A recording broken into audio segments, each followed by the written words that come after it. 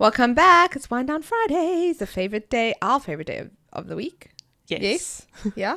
Yeah, Definitely our favorite day of the week. And also it should be your favorite day of the week because you know it's Friday. And you get to listen to us. And you get to listen to us talk absolute shit about whatever we want. And this week? This week we're talking about The Fourth Wing. Yes, We're deep diving. Deep diving. So spoilers. Spoilers. Do not listen if you have or you don't plan on reading The Fourth Wing. Or I would even recommend we're going to be talking about things that happened in the book. So listen to this after you've Listen read to it. this after you've read it. Or if you're just interested in a summary of a book. Then listen to it. So let's start. So Fourth Wing, Rebecca Yarros. Correct. She's making TV show, not TV film, TV show about this. So excited about that. So describe to me Fourth Wing.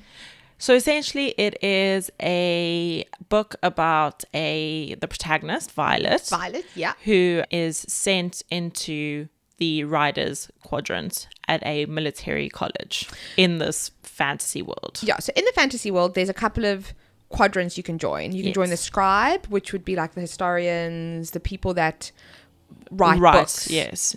You've got the healing quadrant. You've got a couple of other quadrants but the infantry, and then you've got riders. But I would say the scribe and the riders for the Fourth Wing are kind of the two most visible quadrants. That's kind of what you learn most about. Exactly. But so she's put into the riders quadrant. However, she was always due to be in the scribe Exactly. quadrant. So she'd studied to be a scribe. Yeah. She was always going to join it. Her father was a scribe, and she was going to join this and become part of the historian. She's obsessed with books. She's obsessed with history. Smart. She's super smart.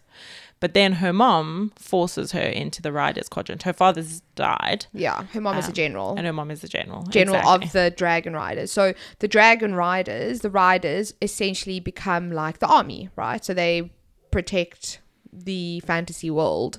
And her mom is kind of the general of the army. So she's like, well, no, my daughter is going to be a rider. Like, she has no choice at this matter. Exactly. And to get into the Riders Quadrant, the first thing that you need to do is cross the parapet. Parapet. And basically it is like a very thin wall, is the way I sort of imagined it. So I actually saw some stuff on TikTok. It's a super, super thin wall that's like high up, and people die. And that's basically how you get through the Riders Quadrant. You live or you die. You live or you die, literally. So Violet joins Riders Quadrant, and one of her old best mates, so her best mates that she kind of grew up with, is also in the Riders Quadrant. Yes. And there is an interesting relationship between them because he's like, I want to protect her, and she's like, I want to prove myself. Yes, right? Exactly. And it's kind of a bit of a back and forth between them, which is kind of one part to her story. But then you've got the other part to her story where there are a group of what are they called? They part of the children of the rebellion. The children of the rebellion, right? So there was a massive rebellion. The parents of these children were killed for going against the king of this fantasy world, and these children were then marked with a relic. So no, okay, you are a child of a rebel leader, whatever the case is. Exactly. And they were all forced into the Riders Quadrant. So they couldn't become scribes, they couldn't join infantry or become healers. They had to basically go into this environment where they were likely to die. In fact, like I think the death rate of the riders is something like 60%. Yeah, they were like very by the end of the 3 years. End of it. So an additional layer to that as well is that Violet's mom led the charge against the rebellion. The mother's obviously the head. Violet's come in. She's training with all the children of the rebellion. They know who she is. They want to kill her. They want her dead. They want her dead because her mom killed their parents. Exactly. So you've got that element as well. So she's trying to prove herself to her best mate. Then she's trying to stay alive because these people are trying to kill her. And she's also weak. And she is quite weak. Like, she's known as being very weak. The weak one, yeah. So she's got mentally, like bone problems. Yeah, I would say physically she is quite weak. And very small as well. And she's small, yeah. Yes. She doesn't really look like a typical rider. Exactly. So while that's all happening, they then need to choose a dragon. Well, shall I say the dragon needs to choose them. Exactly. So they do something called threshing. So after, however, you don't really know the length, but it must be a couple of months. They train in fighting, and they get fit and running, and they kind of like building up their strength. They then do something called threshing, where these dragons choose a rider, right? And they basically just get sent out into the field with dragons and the rest of the cadets. Dragon can kill you, because if the dragon doesn't like the look of you, you smell a bit funny. You smell a bit funny. You've got a bad vibe. It will kill you. And they bond. Or how would you say that they like bond with the dragon? So dragon chooses them, and then you're bonded to and that then you're dragon. bonded. Yes. And she is chosen by, firstly, not one, but 2 dragons. Secondly, she is chosen by the strongest dragon in the entire dragon cohort or world. He's like the strongest dragon, Taran. But plot twist. Oh, tell us. Her dragon is mated with the dragon that is bonded to the head of the rebellion children. And he wants her dead, right? And he wants her dead. But now dead. He's bonded to her, basically, through the dragons. Exactly. So what happens when a dragon chooses you, you bond to them, and your life and the dragon's life are on the same. If you die, the dragon dies. The dragon dies, you dies. She is now bonded. She's got like 3 other people she's bonded. If she dies, her dragon will die. We'll call him Xaden. So Xaden is the lead of the rebellion children. If she dies, Xaden dies. If Xaden dies, Sagal, his dragon, dies. And then Taran also dies as well. So they're all kind of in a very messy love quadrant. They're the quadrant of the quadrant, They're the quadrant basically. of the quadrant, right? So... And this is the story, basically. And this is literally the story. There's also obviously some element that basically there's a hidden agenda and why the rebellion happened in the first place. And that all sort of comes across in the story. What I want to know is, what is your general opinion of the protagonist, Violet? You know, she irritates me a bit. The reality is, no one other than Celine Sardonian I'm going to like from a protagonist perspective. So Selena Sardothian, I think it's Sardothian. From Throne of Glass. Throne of Glass, exactly. Violet's okay. She is a bit woe-is me. She's a bit like, everything's my fault. Everything's my fault. No, hun, like it ain't. Like, it's not all about you. It ain't all about There's you. other elements at play here. She's very smart though, which I love. And she really like... She tries like really, really hard. Do you know what I mean? Like she's very loyal. Like she's very loyal. She wants to prove herself, which I love. Let's be honest. My main character of the book is Xaden. Xaden the leader of the rebellion children, is hot. Xaden is gorgeous. Okay.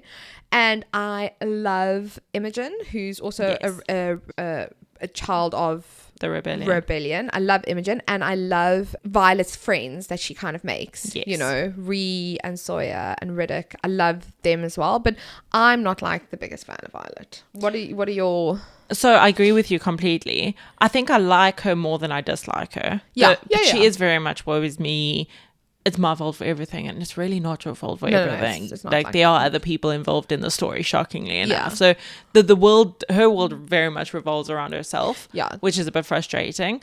But I do love the way that her character arc has been quite great in that, like, she came in all scared and recognizing that she's like really fragile is maybe the best way to put it, but then also recognizing that she can prove everyone wrong and she will survive, and she almost like spites everyone by surviving. Yes, and I like that. I think in the second book you actually see how strong she has become over, you know, however many months or years or even, you know, the comparison between the first and the second. I liked her a bit more in the second book. I was like, and to be honest, in the third book I'm kind of liking her a bit more as well. Okay, that's so I'm cool. because I'm on the third book. Then so you've got that whole relationship. Spoiler: Violet and Xaden start hooking up. Yeah, that they do. Okay, and which is he's all like, don't fall in love with me, and she's like, I'm already in love with you. in love with you, and then he falls in love with her. Naturally. Obviously. But then what happens is you get another sort of layer. So you've got their relationships, which are super interesting to read. You've got the dragons. Then you get introduced into something called Venin. And Venin is essentially a normal person who has stolen power from the earth, and it's made them dark, dangerous, and crazy. It's the power. It sends them crazy. So they're still human, but they've got all this power because they've literally stolen the power from the earth. Because when you're bonded with a dragon, you get a power. You get a signet. So that signet could be leading lightning wielding that I thought I had the other night in my dream, or it could be shadows, or it could be fire, or memory reading, or whatever it is. Whatever it is. So these are people that have bonded to a dragon, but what they've done is instead of taking their power from the dragon, they've taken their power from the earth. Yes. That's how I get it. Exactly. And they're messing with the balance, basically. They're messing with the so balance. there's a exactly. balance of power, and there's checks in place. Like, for example, you can't draw too much power from your dragon because you will die. You will burn out. You will burn out. They are essentially circumventing all of those natural order to the power and the balance. They're stealing power. And then they become this venom, being, this venom. This thing. Exactly. So you get introduced to them, and they weren't supposed to be alive or exist. And but they do. The community or the province that they live in has been hiding the venom from everyone. Yeah. So they've basically been pretending like these venom don't exist. When they do. So you kind of find out that they are alive. Oh, okay. Yeah. Yes. Okay. So she's the most powerful. So she's got one of the most powerful signets. So she's got one of the most powerful signets, and the venom are after her. Yes. And there's a lot of wars and there's a lot of fighting. But then bearing in mind that she can't die, because if she dies, Xadian dies, Sagal dies, Taran dies. Exactly. So it's all very complicated. It's fabulous. It sounds very complicated, but I promise you it's not that. My last question, because we do need to wrap this up. Yeah. We could speak about Fourth Wing for a very long time. I could carry on going. We haven't even gotten book 2. Exactly. We've got another episode for that. Is if you had to have any signet, which is basically the superpower question, what would it be? Oh, mine would be to read people's intentions. Ooh, okay. Interesting. Not their minds, their intentions. Their intentions. So you could tell whether or not someone is good or bad, or going to do the right thing. Yes. Okay. What would yours be? Mine is a very practical one. When I'm done with something, I can just teleport home. Oh, okay. So speed. Yeah, maybe speed. Okay. But only in this one very specific instance. Like, I don't need speed all the time. Yeah. But when I'm done and I want to be at home, I want to be able to go home. Okay. Cool. Guys, that was Wind Down Fridays. We'll be back with probably more Fourth Wing at some stage, because that's living rent-free in our heads. But have a wonderful weekend. We'll see you next week. Bye. Bye.